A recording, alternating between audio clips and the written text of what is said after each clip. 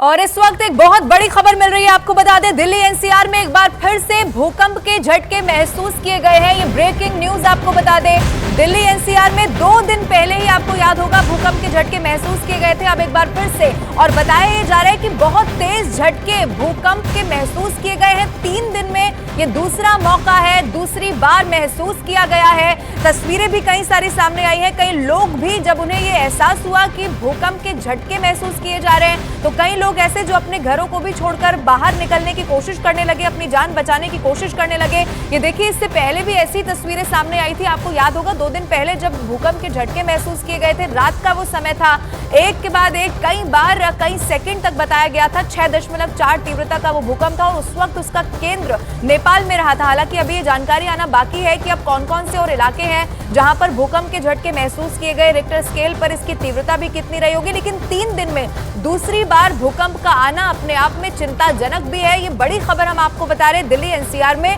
एक बार फिर से भूकंप के तेज झटके महसूस किए गए हैं। कई ऐसे लोग हैं जिनको कुछ सेकंड में ये रियलाइज हो गया, ये पता चल गया।